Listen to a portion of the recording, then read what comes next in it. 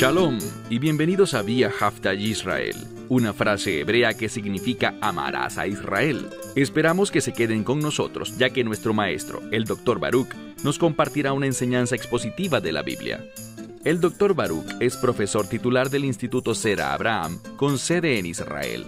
Aunque todos los cursos en el instituto se imparten en hebreo, el Dr. Baruch se complace en compartir esta enseñanza en inglés con doblaje al español. Para más información, visítenos en amarasaisrael.org o descargue nuestra aplicación móvil Mi Estudio Bíblico. Aquí está Baruch y la lección de hoy. Cuando nuestro Señor y Salvador fue colgado en el madero, sucedieron muchas cosas de gran importancia. Por eso es tan significativo que tú y yo entendamos lo que ocurrió cuando el Mesías fue crucificado.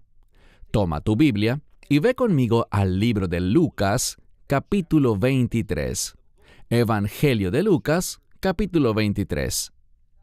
Quiero que comencemos en el verso 39, donde quedamos la semana pasada. Allí veremos que ocurrió algo muy importante.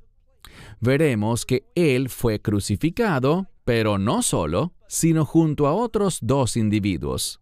Y hablamos de que estos sujetos eran diferentes de Él. ¿Por qué razón? Porque el Mesías era inocente. Él nunca había pecado, nunca transgredió la ley. Él era perfecto, siempre obediente a la voluntad de su Padre. Mientras que esos dos individuos, ellos sí eran criminales. Mas hoy veremos nuevamente una distinción entre estos dos criminales. Uno era muy diferente al otro. Uno llegó a la fe. Uno creyó en quién es el Mesías y en lo que estaba ocurriendo ese día, el día de la Pascua, cuando el Mesías entregaba su vida. Así que ve conmigo, como dije, al Evangelio de Lucas, capítulo 23, y comenzaremos en el versículo 39, donde dice: Pero uno de los criminales que habían sido colgados, es decir, colgados del madero, crucificados con el Mesías, noten que uno de ellos, ¿qué hacía? Uno de estos criminales blasfemaba contra el Mesías. Esa es una palabra significativa. Hablamos de ella con anterioridad, porque la blasfemia solo puede cometerse contra Dios. Y de nuevo, esto señala la verdad de que el Mesías es divino, que Él es verdaderamente el Hijo unigénito de Dios. Bien, muchas traducciones no traducen correctamente esta palabra. Es la palabra griega de donde se deriva el término blasfemia en español. Así que es una declaración muy significativa. Una vez más, pero uno de los criminales que estaba siendo colgado, es decir, colgado en la cruz, blasfemaba contra él, diciendo: Si tú eres el Mesías, sálvate a ti mismo. Y aquí está lo que se enfatiza: y a nosotros. Cuando él hablaba de salvar, no se refería a tener una relación con Dios como Salvador. No estaba hablando del perdón de los pecados.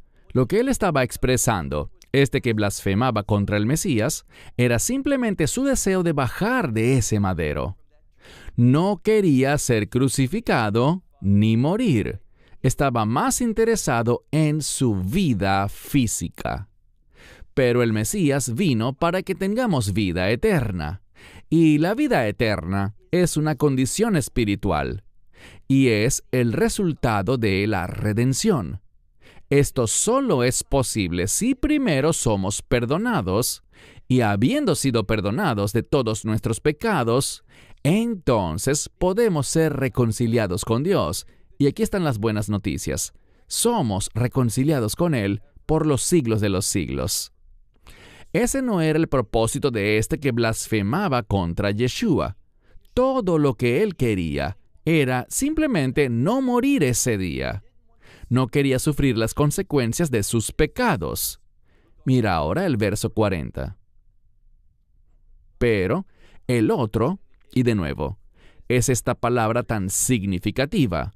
Quiere decir otro, pero de un tipo diferente. Y el uso de esta palabra le dice algo al lector.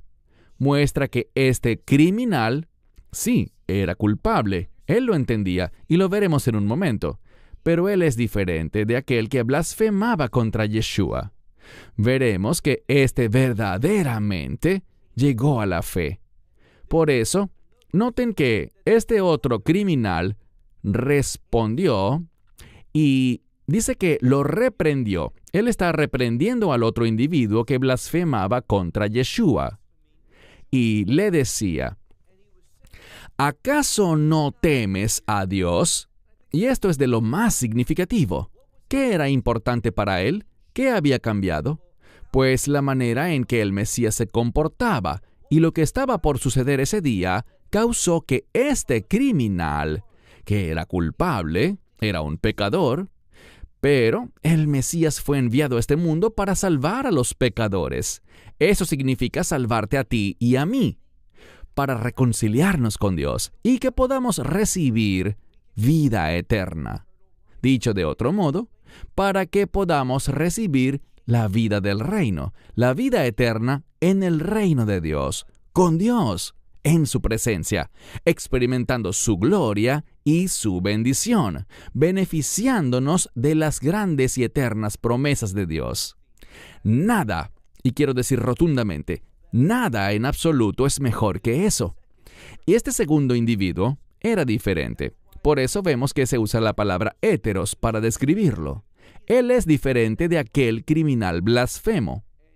Aquí lo vemos reprendiendo a ese criminal, diciendo, ¿acaso no temes a Dios, estando en la misma condenación? ¿Qué está diciendo? Tú estás sufriendo lo mismo. Y fíjense que señalará una diferencia.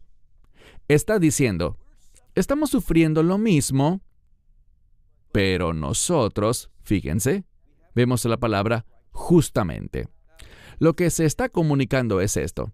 Este segundo criminal está diciendo que es justo, es apropiado, es válido, es correcto que estemos siendo castigados. ¿Por qué? Debido a lo que hicimos. Es decir, hemos actuado de forma que merece este castigo. Es por nuestra conducta que esto nos ha sobrevenido. Es la razón de nuestra crucifixión. Somos culpables, es lo adecuado, es justo que estemos siendo crucificados. Y noten que luego dice, pero este nada malo ha hecho.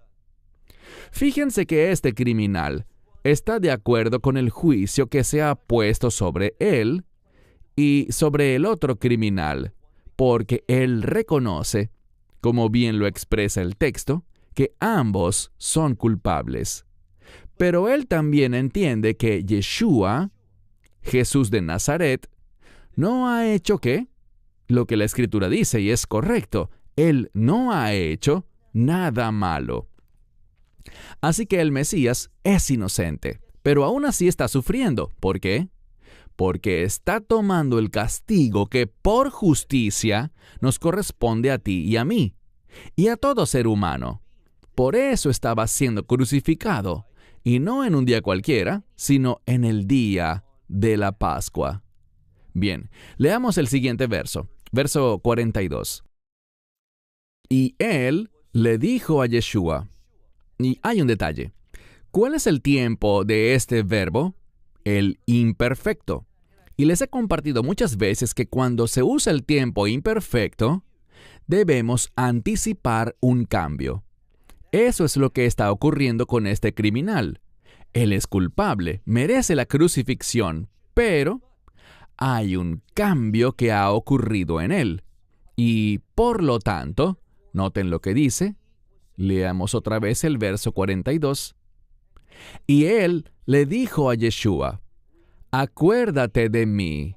Hemos hablado del hecho de que acordarse o recordar es un término de pacto. Cuando uno recuerda, eso está relacionado con recordar las promesas de pacto de Dios. Y por eso, esto era lo que le interesaba a él, las promesas de pacto de Dios. Él entendía que Yeshua estaba relacionado con esas promesas de pacto. ¿Qué promesas de pacto? Las promesas del nuevo pacto, ese perdón y ese olvido de parte de Dios que ya no recuerda ninguno de nuestros pecados. Por lo tanto, le dice a Yeshua, acuérdate de mí. Y lo que resalta aquí es cómo se dirige a Yeshua. ¿Cómo lo llama? Señor. Dice, acuérdate de mí, Señor, cuando vengas en tu reino. ¿Qué nos dice eso? Nos dice que este criminal ciertamente era diferente. Él no era como el que blasfemaba porque entendía que Yeshua era el Rey. Y me refiero al Rey Mesías, el Rey de Reyes y Señor de Señores. Por eso lo llamó Señor. Él creía en esas promesas de reino de las que leemos y aprendemos ¿dónde? En el pacto de Dios. Mira ahora el verso 43. Y Yeshua le dijo, de cierto, es la palabra amén, de cierto te digo hoy, y noten la siguiente frase, conmigo. Les he compartido muchas veces que esa palabra tan simple, con, es muy importante. Con es una palabra de redención. ¿Por qué lo digo? Porque solo a través de la redención, tú y yo podemos estar con Dios. Esto es solo para los que han sido redimidos por la sangre del Cordero de Dios, por la sangre del Mesías. Para eso fue crucificado, específicamente en el día de la Pascua, para que nosotros podamos experimentar la redención. Este hombre lo entendió, y por eso noten lo que dice esta escritura en el versículo 43. Y Yeshua le dijo, hoy, conmigo, tú estarás en el paraíso. Bien, el paraíso no es el cielo. El paraíso del que habla el Mesías en este contexto también es conocido como Hek Abraham o el seno de Abraham. Cuando decimos seno de Abraham, estamos hablando de la cavidad del pecho. ¿Y cuál es el órgano principal que se ubica en el pecho? Obviamente, el corazón. ¿Y qué hacemos con el corazón? Pensamos, como el hombre piensa en su corazón, dice Proverbios. Y lo que encontramos aquí es que el seno de Abraham era para quienes pensaban como Abraham. ¿Y cómo pensaba Abraham? Espero que recuerdes ese pasaje del libro de Génesis, capítulo 15, versículo 6. Y Abraham creyó a Dios. Así era como él pensaba, con fe. Y por lo tanto, eso le fue contado por justicia. Como consecuencia, el seno de Abraham es un lugar para los justos. Y como este criminal se puso de acuerdo con Dios, lo cual está relacionado con el arrepentimiento, entrar en acuerdo con los estándares de Dios, él reconoció su culpa, que había violado la ley de Dios y que estaba recibiendo un castigo justo. Pero él tenía esperanza, y esa esperanza estaba conectada con el Mesías. Por eso dice, acuérdate de mí cuando vengas en tu reino. ¿Y recuerdan lo que le respondió? ¿Qué le contestó Yeshua? De cierto te digo que hoy, eso es lo que se enfatiza, conmigo estarás en el paraíso. Verso 44. Bien, para que podamos entender el versículo 44, debemos tener una perspectiva correcta de la Torá. Porque cuando leemos la Torá, y estoy hablando específicamente del segundo libro de la ley, el libro de Éxodo, leemos en Éxodo, capítulo 12, verso 29, que cuando ocurrió esa redención, cuando Dios hirió a los egipcios, lo hizo en medio de la noche. En otras palabras, esta redención ocurrió en plena oscuridad.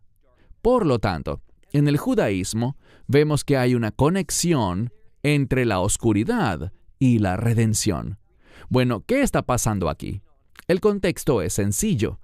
Vemos que el Mesías está colgado en ese madero, está siendo crucificado y también estos dos criminales con él. ¿Y qué sabemos? Que el Mesías fue crucificado no en un día cualquiera, sino en el día de la Pascua, el día 14 del primer mes. Ese día es la Pascua. ¿Y qué elemento es vital en la Pascua? La sangre. Hay que disponer de la sangre. El Mesías derramó su sangre y esa sangre produjo redención.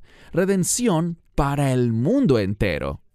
Recuerden lo que hablamos la semana pasada, lo que dijo Juan el Bautista. He aquí el Cordero de Dios que quita el pecado del mundo. No solo el pecado de los judíos, sino todo el pecado de toda la humanidad. Por lo tanto, leamos el verso 44. Pero era aproximadamente la hora sexta. El 6 está relacionado con la gracia. ¿Y por qué fue crucificado el Mesías? Para que pudiéramos experimentar la gracia de Dios. Noten lo que dice de nuevo, verso 44. Pero era aproximadamente la hora sexta. ¿Y qué pasó? Y hubo tinieblas sobre toda la tierra, hasta la hora novena. El número 9 se relaciona con acciones, obras, hechos. Y el Mesías estaba siendo crucificado. Esa acción, esa obra, ese hecho de su crucifixión tenía el propósito de que la gracia de Dios estuviese disponible. Y esa gracia de Dios está estrechamente ligada a la redención. Solo a través de la redención podemos recibir la gracia de Dios. ¿Y cuál es el propósito principal de la gracia de Dios? La gracia salva, como vemos por ejemplo en Tito capítulo 2, verso 11. Pero la gracia también nos enseña a negar la impiedad y a vivir sobria y rectamente en este siglo. Así que vemos que la gracia de Dios que nos salva también obra en nuestra vida para llevarnos a la voluntad de Dios y que cumplamos la voluntad de Dios para que seamos sus siervos fieles. Solo puede ser un siervo fiel mediante la redención. Por eso vemos que los hijos de Israel, junto con aquella multitud mixta, fueron redimidos en la Pascua, cuando salieron de Egipto. Y Dios les dio sus instrucciones. ¿Qué quiero decir? Que Él les dio sus instrucciones o sus mandamientos para que le sirvieran y le obedecieran.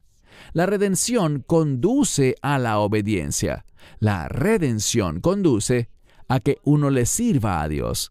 Y este criminal quería eso. Quería servir a Dios. Quería ser diferente ahora. Y la pregunta es, ¿qué hay de ti? ¿Estás interesado en servir a Dios? ¿En seguirle? ¿En obedecerle y aplicar su palabra a tu vida? Bien, mira de nuevo el verso 44. Era como la hora sexta, y hubo tinieblas sobre toda la tierra, hasta la hora novena. Y el sol se oscureció, o fue oscurecido. ¿Y qué pasó? Noten que dice, y el velo del santuario se rasgó por en medio. Ese velo es conocido como el parójet. Es el velo que separa el lugar santo del lugar santísimo. Este es el elemento que nos mantiene, este parójet, este velo, nos mantiene afuera, en el lugar santo, y no permite que los sacerdotes entren al lugar santísimo en cualquier momento.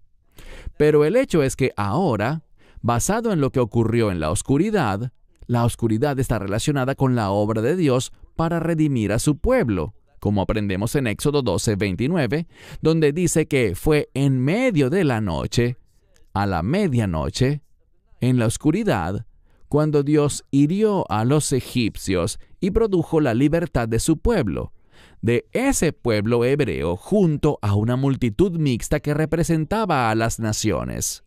Todos salieron unidos en la oscuridad para ser llevados al monte Sinaí, para que allí adoraran a Dios y para que recibieran las instrucciones de Dios sobre cómo servirle.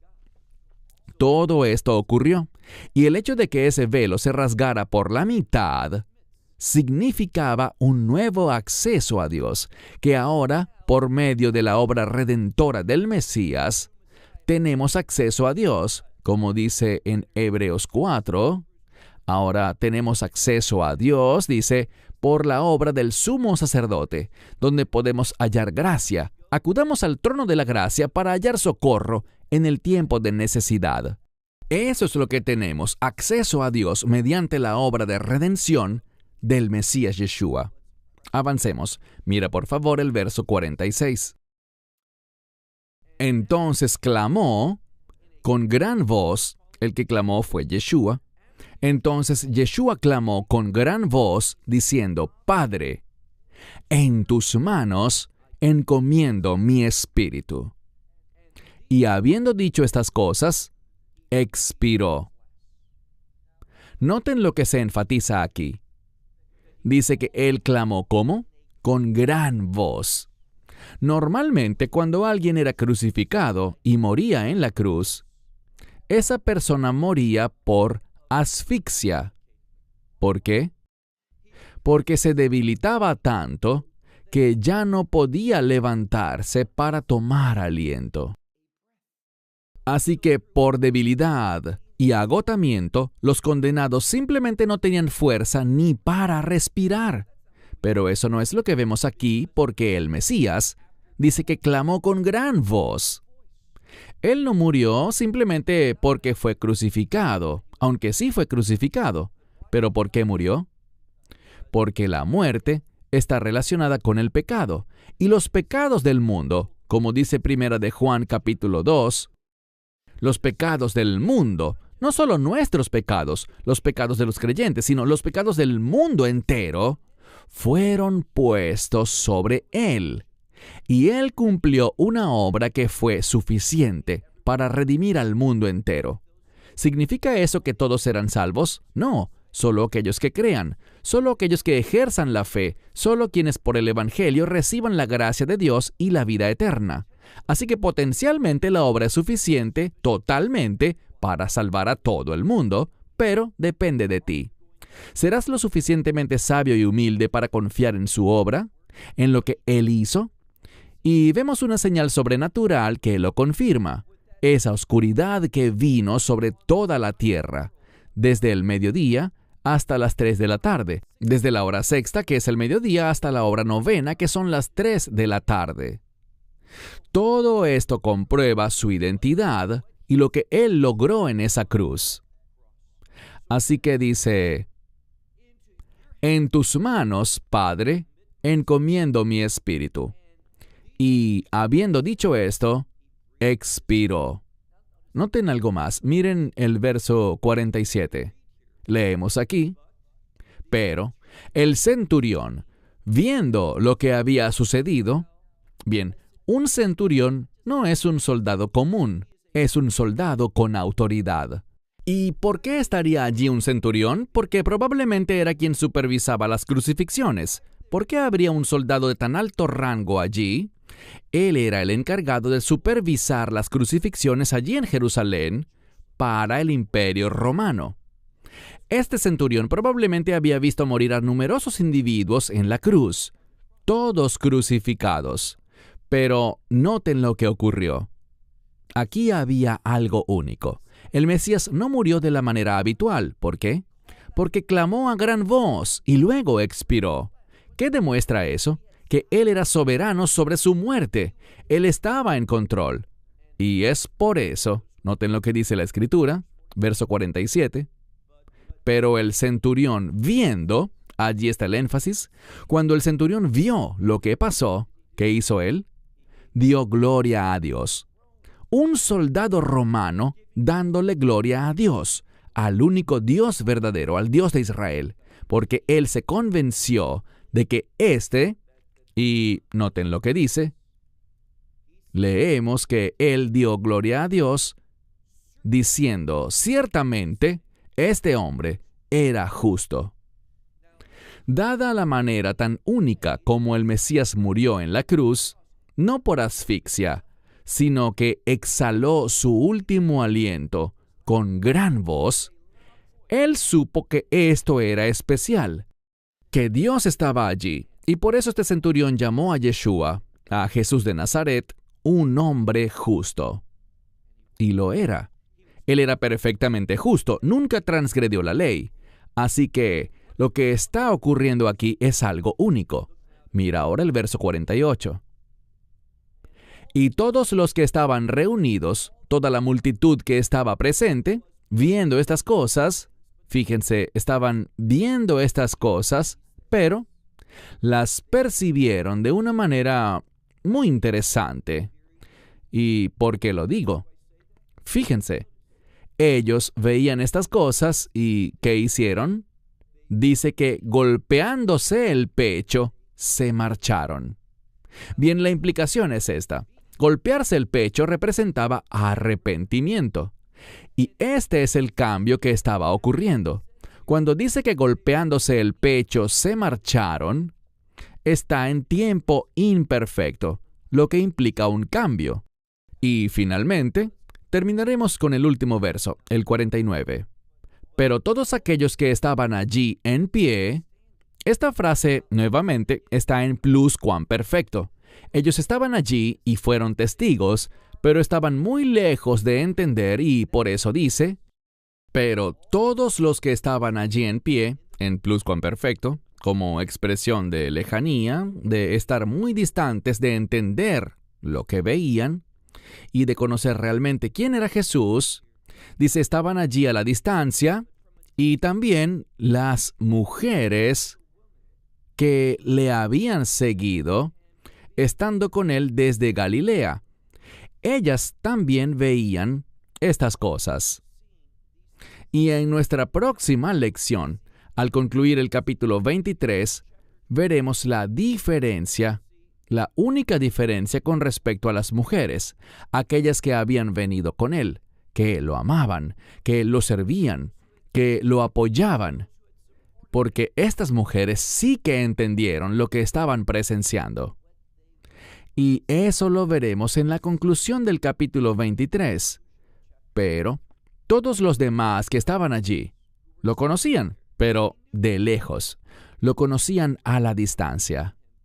No conocían la verdad de quién era él, como ese centurión y como aquel criminal que no blasfemó contra él, sino que le dijo, «Acuérdate de mí cuando vengas en tu reino». Seamos como esas personas de fe, esos individuos que pusieron su confianza en el Mesías y cuyos pensamientos fueron transformados de lo que creían antes para ahora entender la verdad, que Él ciertamente era un hombre justo, que Él era el Hijo de Dios. Esperamos que te hayas edificado con el mensaje de hoy y lo compartas con otros. Te invitamos a seguir nuestros estudios cada semana por este canal y por el portal de YouTube de Amarás a Israel. También puedes descargar nuestra aplicación móvil gratuita, Mi Estudio Bíblico. Finalmente, para obtener más información sobre nosotros, visita nuestra web amarasaisrael.org, donde encontrarás otras conferencias de Baruch en audio, video y texto. Hasta el próximo programa. Que el Señor te bendiga en Yeshua HaMashiach, Jesús el Mesías, mientras caminas con Él. Shalom desde Israel.